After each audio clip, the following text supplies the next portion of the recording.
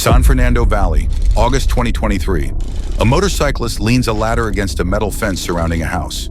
He climbs, helmet still on. At the top, a rifle. Bursts of gunfire pierce the afternoon. Clown masks, drones hovering over homes, kidnappings, torture. $83 million stolen, the war that bled the Armenian Mafia of Los Angeles. The Armenian Mafia has operated in the shadows of Los Angeles for decades. Sophisticated fraud, money laundering, extortion, but always in silence. That was the golden rule from Moscow and Yerevan. No attention, no scandals. The peaceful suburbs of the San Fernando Valley were perfect for this invisible criminality. Working Armenian families, small businesses, a respectable community hiding predators within. But something broke in 2023. Suddenly, failed assassinations multiplied. Hitmen on motorcycles, shooters firing machine guns from pickup trucks, mob bosses' wives shot in front of their children, kidnappings with filmed torture, surveillance drones, and those clown masks worn by some attackers, a grotesque symbol amid the carnage. What triggered this explosion of violence? Why did two respected leaders decide to destroy decades of discretion to kill each other? The answer lies in a failed shooting one April 2023 night in the underground parking garage of a Burbank apartment building. A masked man with an AR-15, a target who survives, and a revenge that would unleash hell. The protagonists bear names that resonate in the underworld. Ara Artuni, known as Rubo Fish, 41 years old. Robert Amirian, nicknamed Arrow, 46 years old. Both held the title of Avtoritet, an authority figure within Armenian organized crime.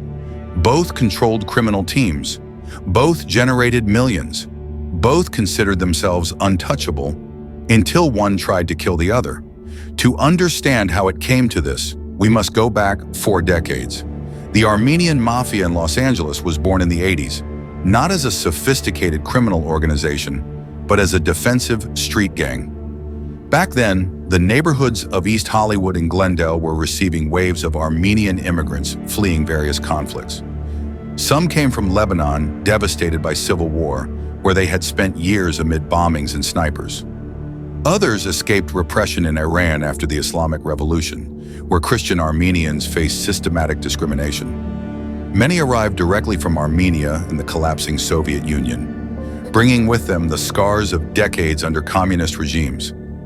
These immigrants settled in a Los Angeles dominated by aggressive and violent Latino gangs. By the 80s, cities like East LA, Compton, and parts of the San Fernando Valley were plagued by gangs like White Fence, Tunerville Rifa, and dozens of Sureño cliques operating under the Mexican Mafia umbrella. Newly arrived Armenian youth, who didn't speak English and didn't know the codes of American street life, became easy targets. They were attacked on school buses, robbed in parks, humiliated at bus stops. The high schools of Hollywood, Marshall, Hoover, and Glendale transformed into battlefields where Armenian students faced daily beatings simply for being in the wrong place. A martial arts instructor named Cleon, worried about seeing so many vulnerable Armenian youth without direction, decided to teach them self-defense as a way to keep them out of trouble and give them confidence. He thought if they learned to defend themselves, they would avoid conflicts. The initiative backfired spectacularly.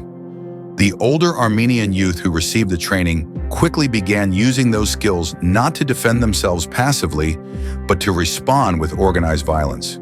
Fistfights at schools multiplied. After hearing about the constant confrontations, Cleon canceled the lessons, but it was too late. The violence had escalated to shootings, to revenge, to deaths.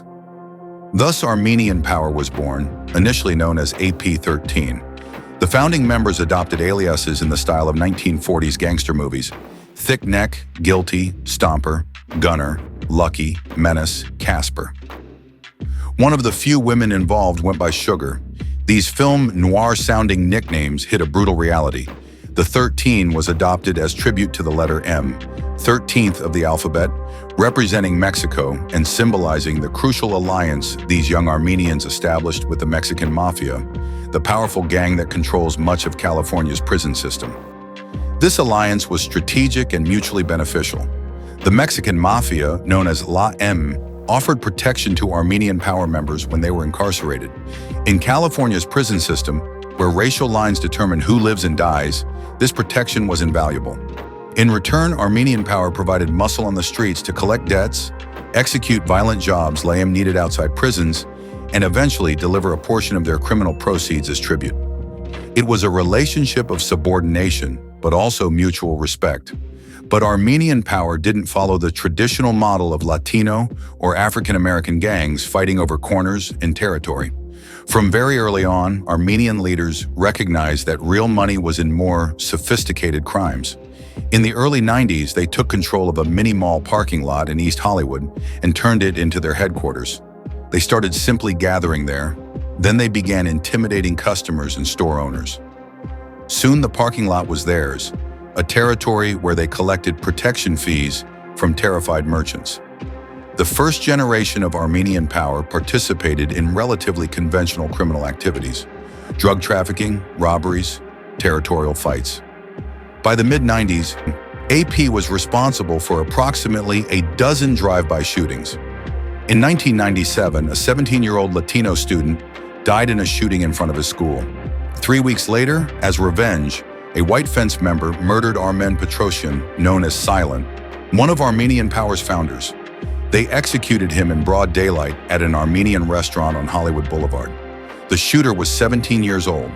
But while other gangs remained trapped in cycles of territorial revenge, Armenian power leaders made a strategic decision that would change everything. The Armenians brought with them connections to criminal networks from Eastern Europe and the former Soviet Union, particularly with Russian mafia figures who operated international fraud schemes. As technology advanced in the 2000s, Armenian power adapted with impressive speed. The second generation of members, children of the founders, had grown up in the United States. They spoke perfect English. They understood the financial system. Many had technical education. While other gangs kept selling drugs on corners, the Armenians became masters of digital identity theft, debit card skimming, sophisticated bank fraud, Medicare and Medicaid scams. They targeted elderly Americans, draining their bank accounts with surgical precision. They created shell businesses to launder millions. One particularly audacious scheme involved 99-cents-only stores. Armenian power members installed skimmers on hundreds of card readers across Southern California. For months, they collected debit card numbers and PIN codes from thousands of unsuspecting customers. The scheme stole nearly $6 million before being discovered. Another massive fraud focused on Medicare. Using stolen identities of doctors and patients, AP members billed the federal government for non-existent medical services. One gang associate, Vahan Harutyunyan, who would later become a central figure in the Mafia war, participated in a scheme that attempted to cash $1.5 million in fraudulent Medicare checks. Harutyunyan didn't know that the man he trusted was an undercover immigration and customs enforcement informant. He served 4 years in prison. By the mid-2000s, Armenian power had evolved from street gang to transnational criminal enterprise. It operated cells in multiple U.S. cities. It maintained direct links with organized crime figures in Armenia, Georgia, and Russia. The structure had changed too. It was no longer a simple gang with local leaders. Now there were complex hierarchies with high-ranking figures coordinating operations from abroad. In 2008, everything changed. A massive shootout in broad daylight in North Hollywood left 2 dead and attracted FBI attention. The confrontation involved dozens of Armenian power members and revealed the violent nature the organization had hidden beneath its white-collar criminal facade. Federal agencies realized they weren't dealing with a simple street gang, but with a transnational criminal enterprise. The Eurasian Organized Crime Task Force was formed, a coalition of local and federal agencies dedicated exclusively to dismantling Armenian power. The investigation lasted years: wiretaps, constant surveillance, undercover operations. They even rescued a kidnapping victim during the course of their work, charging several subjects with kidnapping, extortion, and other violent crimes. Finally, on February 16, 2011, more than 800 law enforcement officers executed what they called Operation Power Outage. The coordinated dawn raids swept across Los Angeles. They arrested nearly 100 people linked to Armenian organized crime in the Los Angeles area. The charges were extensive: murder, identity theft, credit card cloning, extortion, kidnapping, weapons trafficking, drug trafficking, illegal gambling. The court cases that followed revealed the operation's magnitude. A leader named Mayor Darbignan was sentenced to 32 years in prison for orchestrating a bank fraud scheme targeting elderly customers and for operating a sophisticated debit card skimming system at 99-cents only stores that cost millions. Another member, Andronique Aloyan, was convicted for participating in a conspiracy that stole $25 million from elderly victims, draining their bank accounts in one of the largest racketeering conspiracies in the country's history. In total, more than 80 Armenian power members were convicted. The list of their street aliases was long and cinematic: Thickneck, Guilty, Stomper, Gunner, Lucky, Menace, Casper. But dismantling Armenian power didn't destroy Armenian organized crime. It only transformed it. The true bosses, the avtoritet and thieves-in-law, operating from Russia, Armenia, and elsewhere, remained untouchable. They had insulated themselves with layers of intermediaries and operated from jurisdictions beyond U.S. law enforcement reach. And in Los Angeles, a new generation was ready to take control. More sophisticated and more ambitious than their predecessors. The structure of Armenian organized crime in Los Angeles is more sophisticated than a traditional gang. At the top are the Vorvi Zakone, or thieves-in-law, legendary figures of post-Soviet organized crime with direct connections to the Russian Mafia. These individuals rarely set foot on U.S. soil. They live in fortified mansions in Moscow, Yerevan, Dubai. From there, they coordinate operations, resolve disputes, and collect tribute. Below them are the avtoritet, authority figures who control specific territories and operate with relative autonomy. In Los Angeles, avtoritet like Artuni and Amirian commanded teams of associates who executed daily crimes. Operations are diversified. Cargo theft became a lucrative specialty. Members signed up with Amazon as legitimate carriers. They contracted truck routes. Once they had the merchandise, they diverted and stole all or part of the shipment. Coffee makers, grills, vacuum cleaners, air fryers, everything resellable. According to Amazon, Artuni's organization stole merchandise valued at over $83 million. Financial fraud continued in parallel. Credit card bust-out schemes where they created fake businesses, drained credit lines, and disappeared. Health insurance fraud using stolen identities. Money laundering through complex networks with multiple countries and phantom bank accounts. But the true source of power wasn't money, but psychological control. The Armenian community of Los Angeles lived under these criminals' shadow. Business owners paid protection fees. Those who refused faced intimidation or worse. Armenian criminals didn't hesitate to kidnap, torture, or murder to maintain order. And their victims, even when rescued, refused to testify. The code of silence was absolute. The relationship with the Mexican Mafia added another layer of protection. When the avtoritet needed to execute a violent job, they hired hitmen from Latino gangs. These shooters, members of groups like Elmwood Rifa and Vano and Street Locos, had no direct connection to the Armenian community. They did the work, got paid, disappeared. If captured, they couldn't rat out the masterminds because they barely knew them. This system functioned for years with brutal efficiency, until ego, ambition, and wounded pride destroyed the balance. The night of April 3, 2023, Robert Amirian was returning to his apartment building on San Jose Avenue in Burbank. 46 years old, respected autorité, generator of millions. He arrived at the underground parking garage around 11 at night.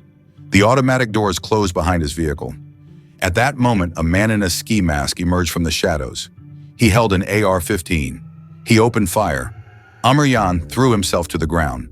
Bullets ricocheted off concrete and metal. Miraculously, the attacker missed every shot. Amirian survived unharmed. The shooter fled on a motorcycle waiting outside. When Burbank police arrived, Amirian was furious but alive. He didn't cooperate with investigators, gave no statements.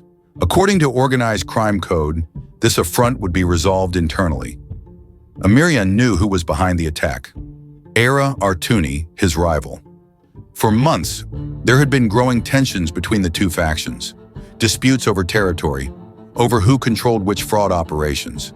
Over respect and hierarchy within Armenian organized crime. Artuni, younger and ambitious, sought to ascend in the criminal hierarchy. With backing from Mexican Mafia contacts, Artuni saw an opportunity to eliminate Armenian and take his position. Armenian's response was immediate and brutal. In June 2023, he and his team kidnapped one of Artuni's associates, a man they believed had information about the assassination attempt. They took him to a house in Sun Valley, a quiet residential area where nobody would hear screams or gunfire. For hours, they interrogated him, beat him, tortured him. Everything was recorded on video by the participants' cell phones, a modern mob tactic that would later provide prosecutors with damning evidence.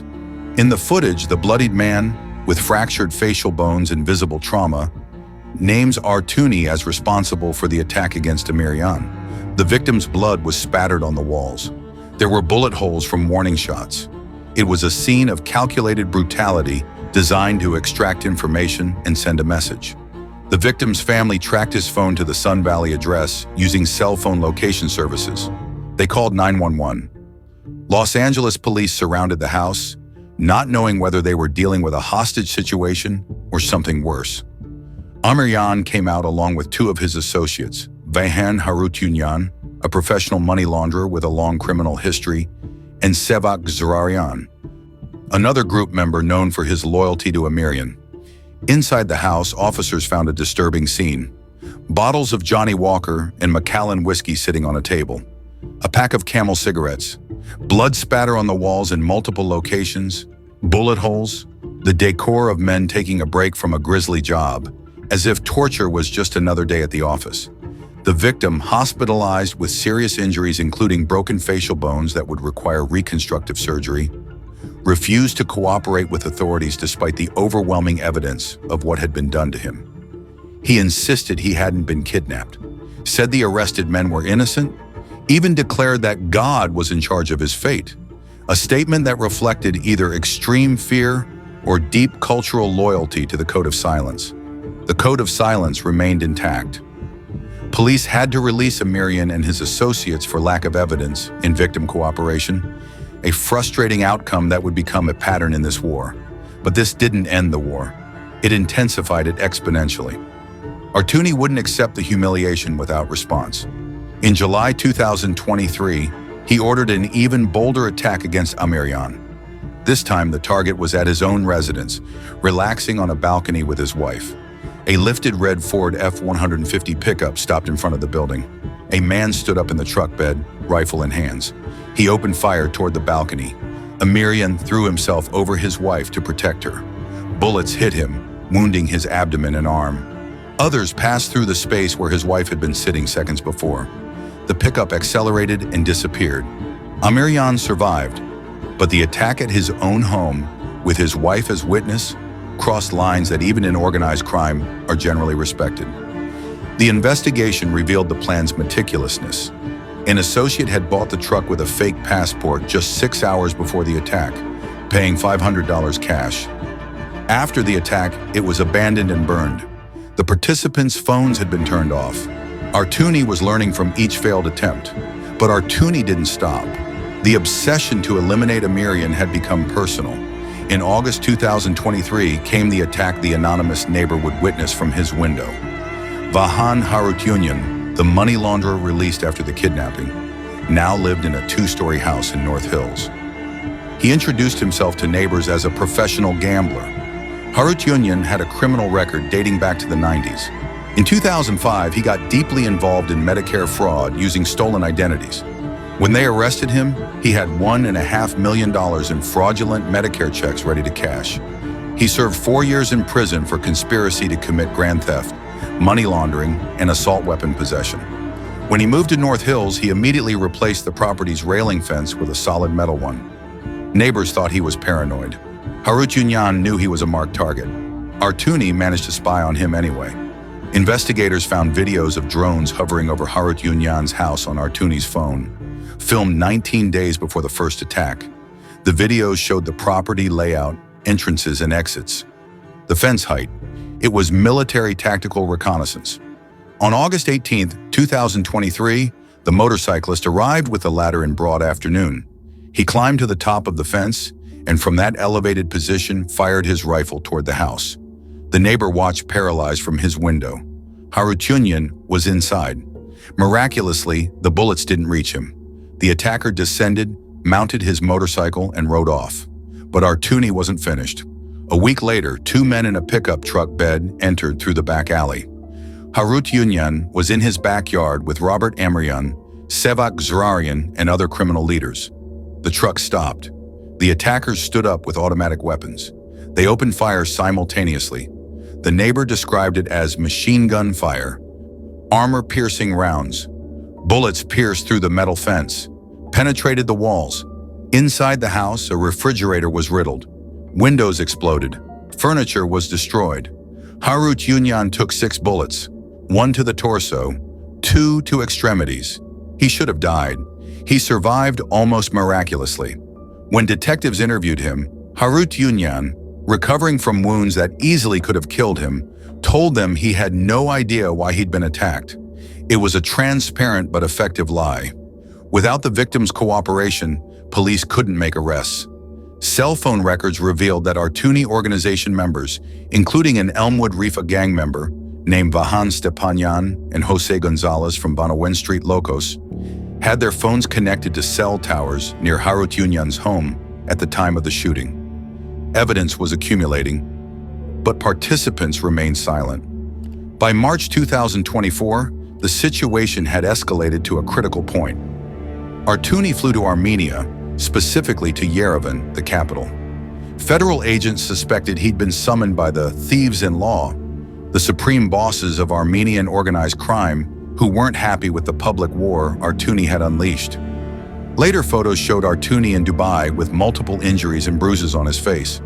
Investigators believed he'd been reprimanded or regulated, euphemisms for physical punishment administered by senior figures.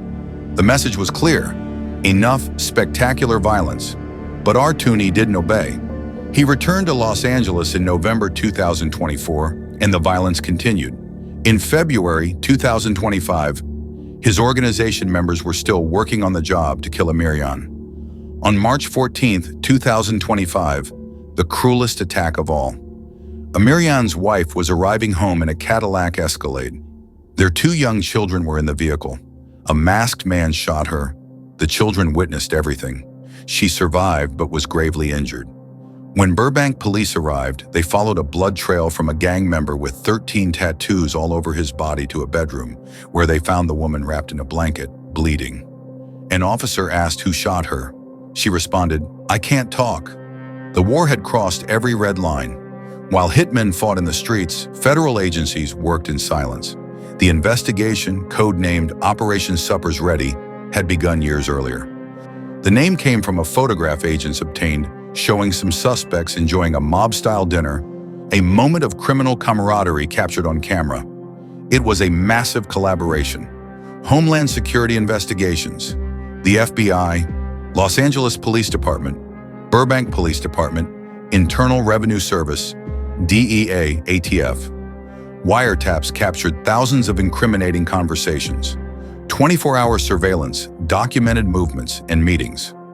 Cell phone tracking placed suspects at crime scenes. Drone video analysis revealed reconnaissance patterns. Informant testimony provided insider details.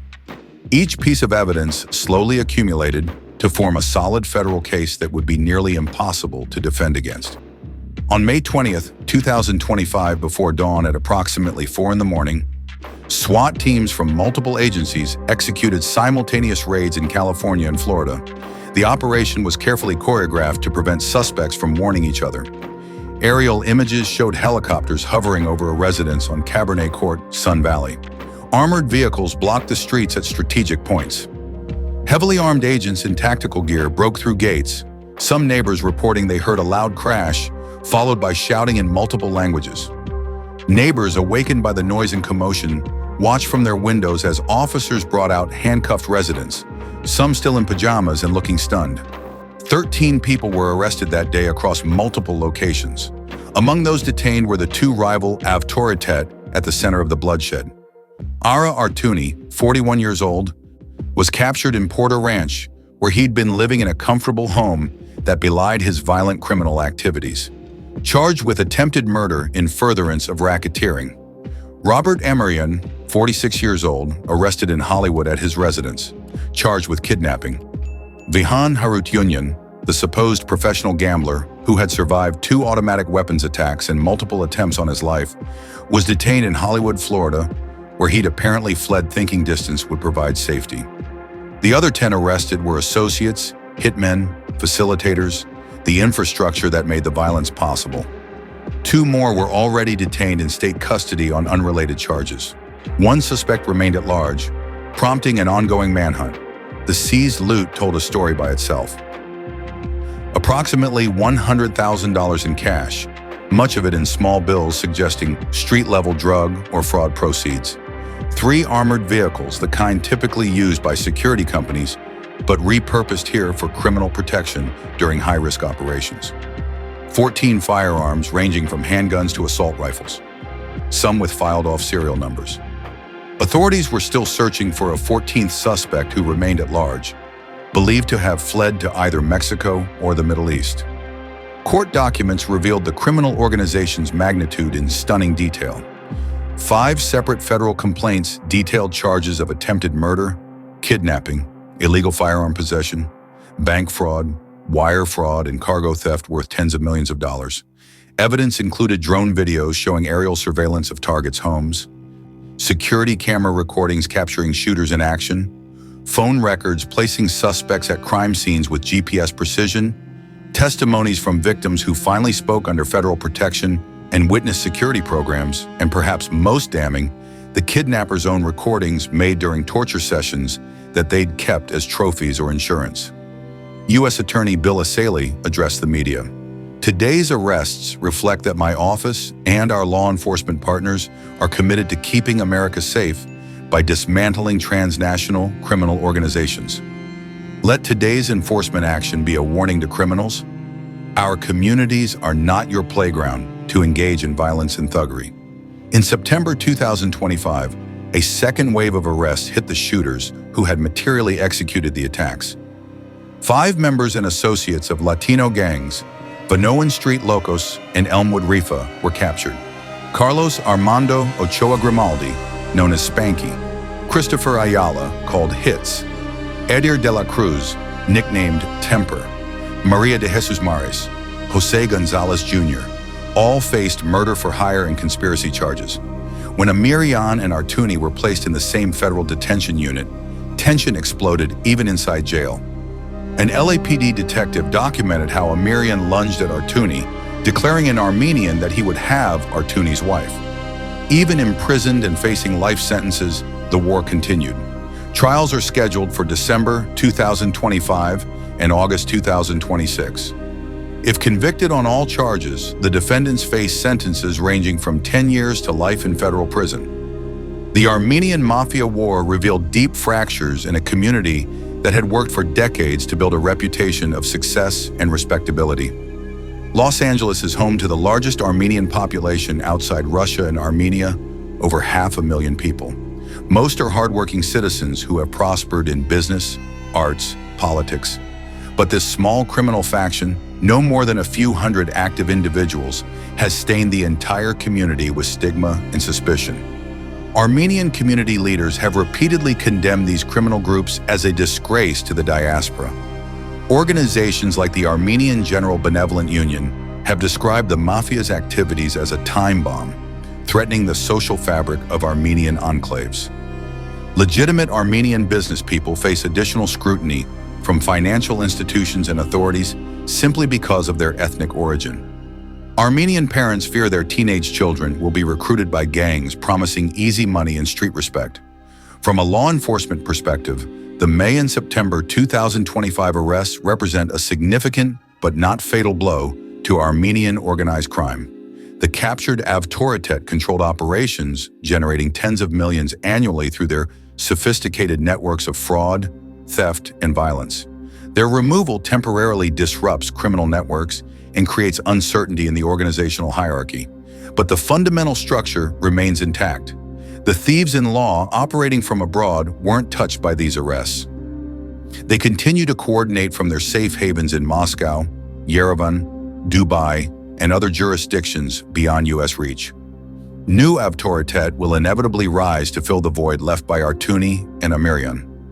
Ambitious young men will see the arrest news and think they can do better, be smarter, avoid the mistakes that led to their predecessors' downfall. Amazon and other e-commerce companies now face a known enemy. The 83 million stolen by Artuni's organization forced these corporations to reinforce their carrier verification systems. But Armenian criminals will adapt. They've done it before. In the 90s, they mastered check fraud. In the 2000s, they dominated card skimming. In the 2010s, they conquered digital identity theft. In the 2020s, they perfected cargo theft. The next decade will bring new criminal innovations. Most disturbing is the legacy of violence this war left in San Fernando Valley suburbs. Children who witnessed their mothers being shot, families living in fear behind metal fences and security cameras, neighbors who know exactly which houses on their block are connected to organized crime but can do nothing about it.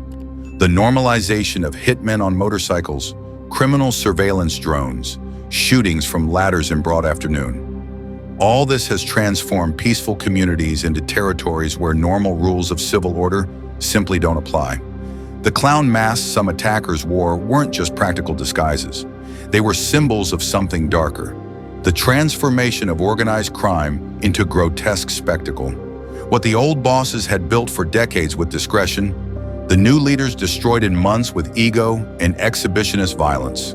The clown masks represent the perversion of criminal power when respect and authority are sought through increasingly atrocious acts rather than organizational capacity and discipline.